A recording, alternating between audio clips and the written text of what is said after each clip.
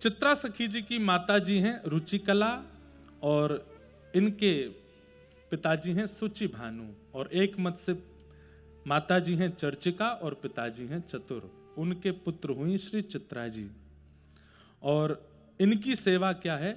श्री प्रिया प्रियतम को वस्त्र धारण कराना।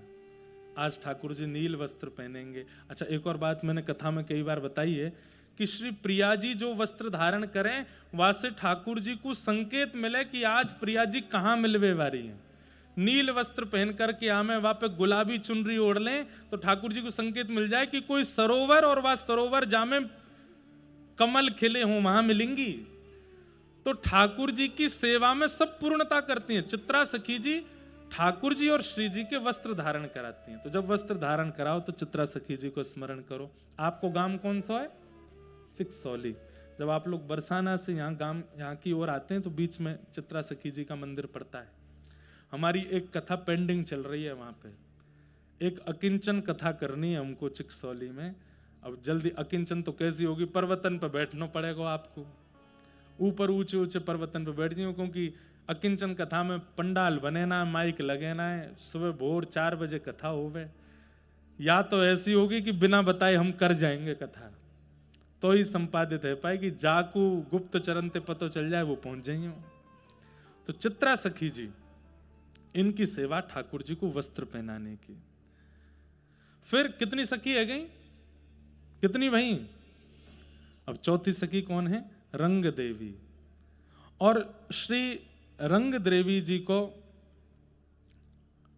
जो गांव है वह को नाम है सखौली गांव, और आपकी माता जी हैं धर्मकला और पिताजी हैं धर्म भानु। और आपकी सेवा क्या है? इनकी सेवा किशोरी जी के सामने गोष्ठ लीला में जब ठाकुर जी और प्रिया जी जाते हैं उस समय श्रृंगार करवे की। देखो ये भी बात है, जब यमुना तट पे जामे, निकुंज में जामे, तब श्रृंगार वहां पे चित्रा सखी कर रही है। लेकिन जब गोष्ठ में आएंगे यानी कि गौशाला में जाएंगे लीला करवे के लिए, वास्तव में श्रृंगार की सेवा इनकी है और बाकी राग सुनावे की सेवा इनको ठाकुर जी ने प्रदान कर रखी है। श्री रंग देवी। वाक्य बाद श्री चंपक लता जी, आपको गांव है करहेला, पास कोई गांव है करहेला, वहां पे आप प्रकट भई। आपकी माताजी चंद्रकला और श्री पिताजी चंद्र भानु, आपकी पुत्री भई चंपक लता जी। और आपकी सेवा का है? सेवा है चंवर डोलावे की। ठाकुर जी जब सेज पर विराज जाए तो वास्तव में चंवर करवे की सेवा श्री चंपक लता जी की है। कितनी सखी है गई? 5। अब छठवीं सखी कौन है? श्री सुदेवी जी। सुदेवी जी को सुनहला गांव है, वहां आपको प्रादुर्भाव भयो और स्वर्ण जैसी इनकी कांति है। और सेवा क्रम में आपको ठाकुर जी के सन्मुख जल पिलावे की सेवा है। सुगंधित जल या फिर मिश्रित जल, कभी मीठो जल, कभी कुछ भी पेय पदार्थ जो ठाकुर जी और श्री जी निकुंज में पान करें वो पवावे की आपकी सेवा है। फिर अगली सखी हैं इंदुलेखा जी। आपके सुंदर भाव, आपको गांव है आंजनोखा गांव, आंजनोक गांव, वहां आपको प्रादुर्भाव भयो।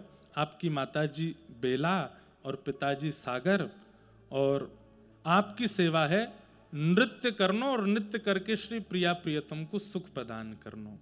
ऐसी श्री इंदुलेखा जी भई। फिर भई श्री तुंग विद्या जी। तुंग विद्या सखी के माताजी हैं मेघा और पिताजी को नाम है पुष्कर। एक मत से अलग अलग नाम भी इन सबन के हैं। और आपको गांव है डबहारा गांव, वहां आपको प्रादुर्भाव भयो। और इनकी सेवा कहा है? सेवा कार्य में ये ठाकुर जी को सदा गीत सुनामें और वीणा वादन करके सुनामें, ठाकुर जी को सुख प्रदान करें। श्री तुंग विद्या जी। ऐसे करके अष्ट सखीन को प्रादुर्भाव निकुंज में भयो। फिर किशोरी जी ने उनको आज्ञा करके कही कि अब मैं आवे वारी हूं, आप सब जाए करके विराजमान हो जाओ। तब यहाँ के आसपास के गामन में एक एक करके अष्ट सखी प्रकट भई हैं, और अष्ट सखीन के बाद ठाकुर जी की जन्माष्टमी महानंद भवन में पूरी भई। 1 महीना पूर्ण हेते ही यहाँ भानु भवन में श्री भानु बाबा को और श्री कीर्ति मैया को एक सुंदर स्वप्न भयो, और स्वप्न में दोनों ने सुंदर कमल वर्ण की एक लाली को दर्शन कियो। अचानक सोते सोते आप उठ गए और उठ करके एक दूसरे को अपना स्वप्न सुनाने लगे। भानु बाबा बोले, अरे सखी तुम काहे को उठ गई? कीर्ति मैया बोली, मैं तो उठी से उठी, आप काहे को उठे? बोले, मैंने एक स्वप्न देखो। कीर्ति मैया बोली, मैंने भी एक स्वप्न देखो। आपने कहा स्वप्न देखो? बोले, पहले तुम अपनो बताओ। कीर्ति मैया बोली, नहीं पहले आप अपनो बताओ। तब भानु बाबा बोले, मैंने तो स्वप्न में देखो एक कमल वर्ण की सी सुंदर सी एक लाली, बड़ी सुंदर बड़ी मनोहर गुटमुन गुटमुन चलती आई और मेरी गोद में आए कि मेरी दाढ़ी ते खेल रही है। वहां को रूप इतना सुंदर, मैं एक झलक ही देख पायो रूप की, और इतने में ही वो गोद ते उतर के पता ना कहाँ चली गई। पीछे पीछे दौड़ता रहो, जन कौन से कक्ष में प्रवेश कर गई, मिली नहीं तो हड़बड़ाई कि मैं उठ गयो। कीर्ति मैया बोली, वही कमल कली सी लाली जो आपकी गोद में खेल रही, आपकी गोद तो उतर के मेरे कक्ष में आए कि मेरे गोद में खेलने लगी। ऐसा मोकू स्वप्न में दिखो है, वही कमल कांति की लाली मेरी गोद में खेल रही है। बस ये चर्चा कर ही रहे हैं दोनों, रात्रि को समय है, और इतनी चर्चा हेते ही प्रसव पीड़ा है लगी। अभी मैं एक पद सुना नहीं रहा हूं, बहुत विस्तृत हो जाएगा। उसमें 9 महीना का पूरा वर्णन है। कीर्ति मैया को 9 महीना तक क्या क्या संकेत हो रहे हैं, क्या क्या भाव हो रहे हैं, उन सब का वर्णन उसमें किया गया है। तो उसमें वर्णन करते हैं कि जब तीसरा महीना आयो, तब तीसरे महीने में क्या हुआ। अब सुनाई दूं, कौन सा कहीं भागे जा रहे हो। यहां भागवत जी विराजमान है, बीच बीच में भागवत जी को पुट आएगो, लेकिन मुख्य रूप से तो हमें निकुंज रस चर्चा करनी है, निकुंज के भाव सुनने हैं। तो आप सब लोग बड़े भाव से सुनियो। प्रथम मास जब लाग्यो ही अनुराग्यो, भाग्य बड़े जाग्यो री अमंगल भाग्यो। पहलो मास जैसे ही आयो तो क्या हुआ, अमंगल। अमंगल किसको कहते हैं? अमंगल द्योतक जो कुछ भी होता है वो सब होना बंद हो गया। ना तो स्वप्न में कुछ गलत दिखता है, ना प्रत्यक्ष में कुछ गलत होता है। जितने भी अमंगल कार्य हैं वो सब मंगल होने लगे। ये प्रथम महीने में हो रहा है। प्रथम मास जब लाग्यो अमंगल भाग्यो। द्वितीय मास जब आयो, द्वितीय मास जब आयो, कही बचन सुनायो, सखी सो जनायो री। दूसरा महीना जब कीर्ति मैया को लगो है तो मैया को ने एक आभास होने लगो कि कछु बात है। तो सखीन को बुलाकर के कीर्ति मैया ने बताया है कि मुंह को कछु अनुभव है रोए, कि ऐसा लगे कि कुछ प्रसव पीड़ा जैसी हल्की हल्की कछु प्रसव के लक्षण लग रहे हैं। सखीन को बताया हो। तृतीय मास गोप रानी परम सुख सानी, कहत मृदुबानी जी लली उर आनी। तीसरे महीना में मैया को पतो चल गई कि लाली है गर्भ में। बोले कैसे पतो चली कि लाली है? सब सकीन ने पूछी, लाला भी तो है सके, आपको कैसे पतो कि लाली है? तृतीय मास जब आन्यो परम सुख सानी, कहत मृदुबानी जी क्या लली उर आनी। सब सहचरी बोली कैसे पतो कि लाली है?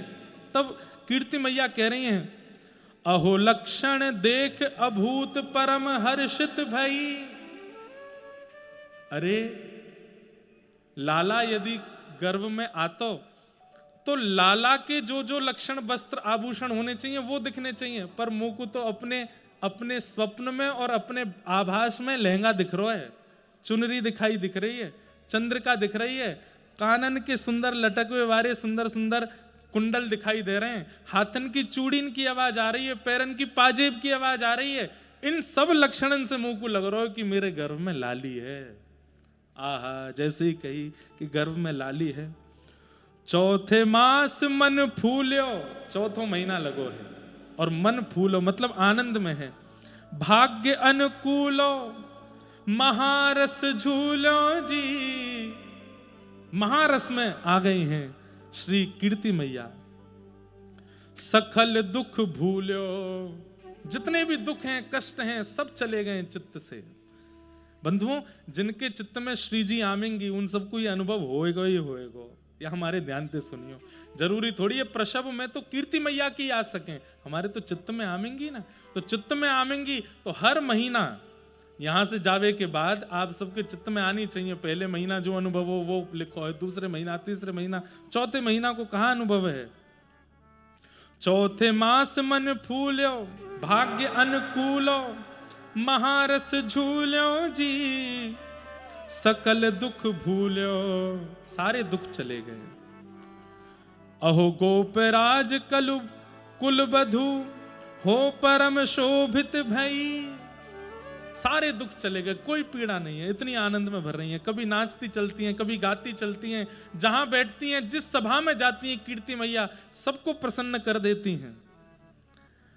5 मास जब आन्यो देख कुटुंब सिहान्यो, नगर जब जान्यो जी, अभी तक बरसाने को पता नहीं चली। 5वें महीना में धीरे धीरे जब गोपीन के आवागमन बहुत बढ़ गए भवन में, महल में, तो बरसाने में धीरे धीरे काना फूसी हेन लगी। बोले कछु तो बात है, कछु तो है रहो है।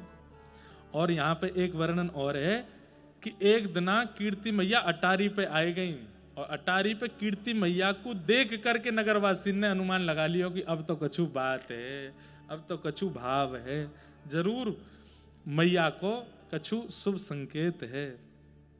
5 मास जब आनो देख कुटुंब सिहानो, कुटुंब ने सिहाना सराहना करिए, सबको देख के पता चल गया कि कछु बात है। नगर जब जान्यो जी मोद मन मान्यो, सब आनंद कर रहे हैं।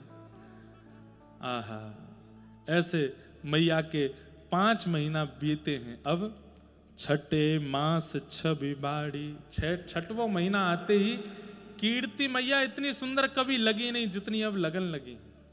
जो एक बार देखे देखते ही रह जाए, ऐसो स्वरूप, ऐसो मुख लावण्य, ऐसो आकर्षण। छठे मास छवि बाढ़ी अंग अंग आढ़ी, कछु की भई गाड़ी जी। मैया के अब धीरे धीरे जो मातृ लक्षण होते हैं वो धीरे धीरे प्रकट होने लगे हैं। अहो आलस कछुक जान्यो धरत पग डगमगान्यो, अब मैया को ने आलस आने लगो, ज्यादा चल फिर ना पामे, थोड़े पैग डगमगाने लगे, बैठ गई हैं। ये भैया ये बात और कहीं नहीं सुनाई जा सके, बरसाने में ही कही जा सके, हमारे सुन लो।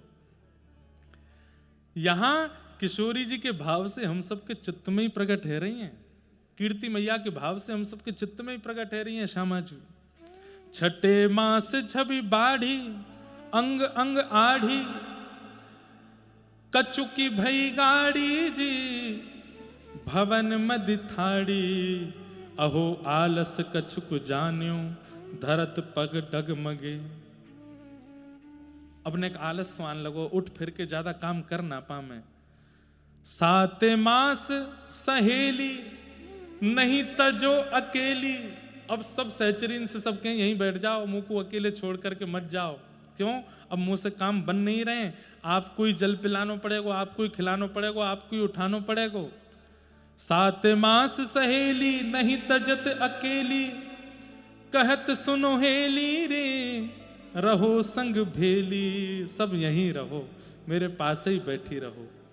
अहो भांति भांति समुझाए गर्भ रक्षा करी, कोई गर्भ की भीतर श्री जी हैं, उनको कोई पीड़ा नहीं हो, उसकी भावना किशोरी जी कीर्ति मैया कर रही हैं। 8 मास द्विज आए, 8वां महीना प्रारंभ भयो तो घर में कथा वक्ता आए हैं, ब्राह्मण देवता आए हैं, द्विज आए हैं।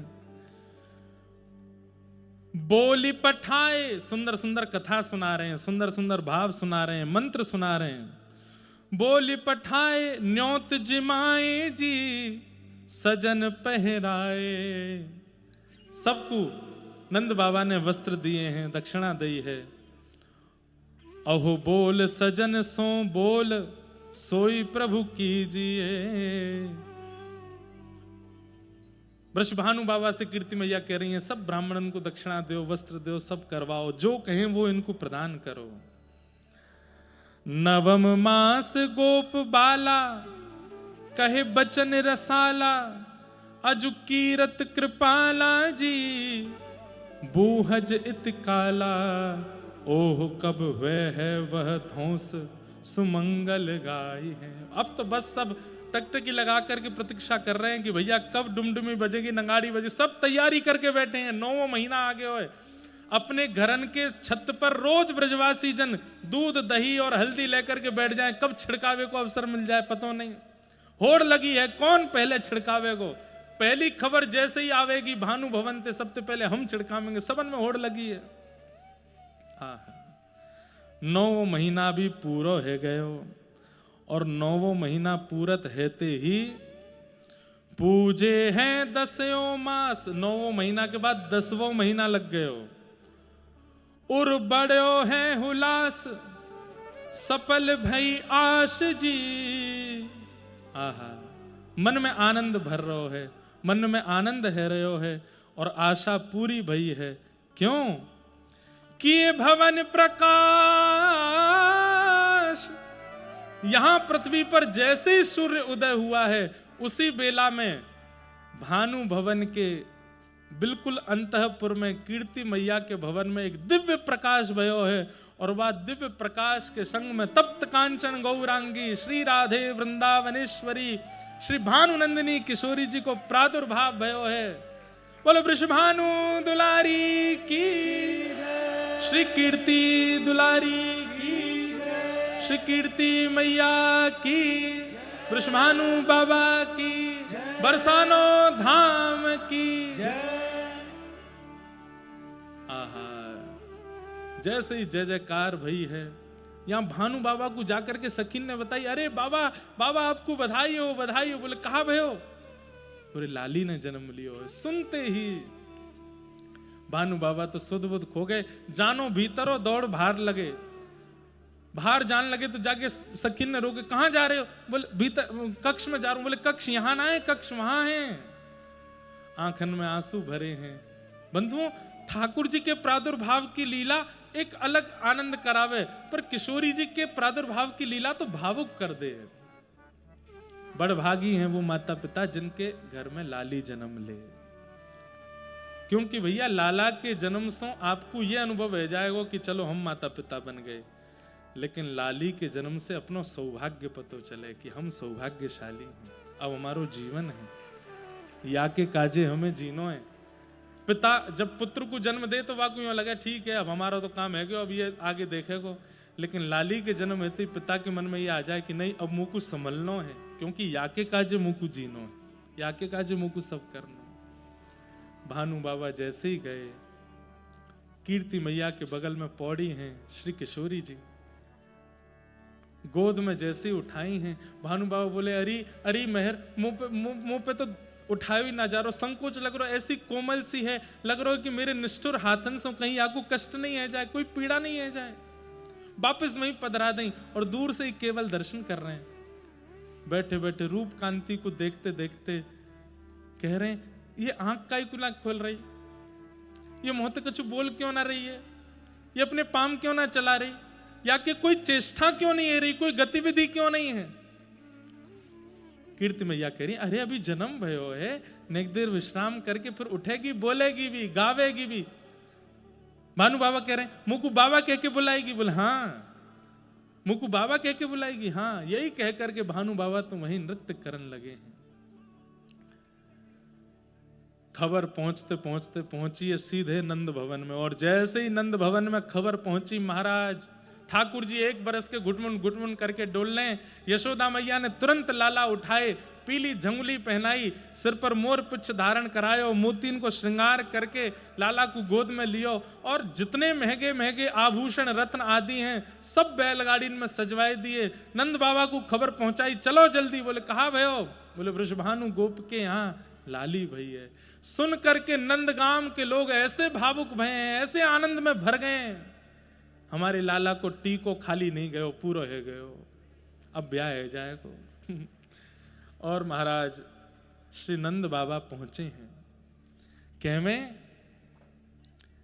कि जैसे ही बरसाने आए, भीतर पहुंचते ही किशोरी जी को देखते ही कीर्ति यशोदा मैया बोली, लाली के रूप पर न्योछावर करवे वाली वस्तु तो मैं कुछ लाई नहीं हूं। ये महंगे महंगे रत्न आभूषण सब मुंह को फीके लग रहे हैं यहाँ के रूप के आगे। सोई गोद में बैठे बैठे लाला ने एक मैया खुजाई दें। बोले मैं भी तो महंगो रत्न हूं, मैं भी तो मैया तेरे हृदय को नीलमणि हूं, नहीं मेरी ओर देख ले। ठाकुर जी को देखो, पीली झंगुली, झंगुली मतलब समझे?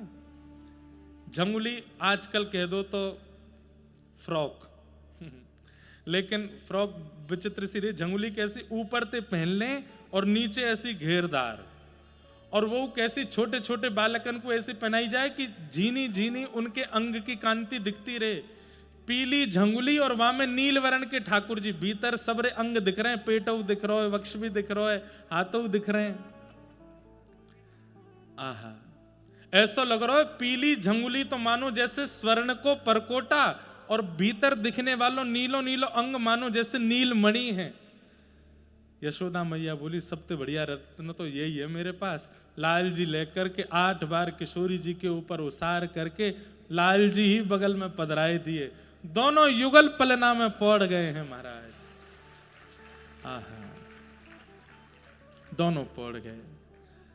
हमारे श्री हितरवंश महाप्रभु एक बहुत सुंदर पद ठाकुर जी के भाव से गावे।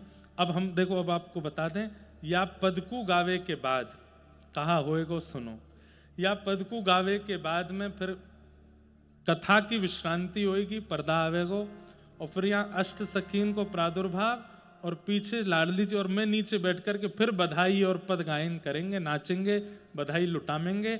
और वाके बाद फिर ढाणेन आमेंगे, वृषभानु जी के लाली भैया मांग में आमेंगे, फिर वाह लीला को हम लोग दर्शन करेंगे। आहा।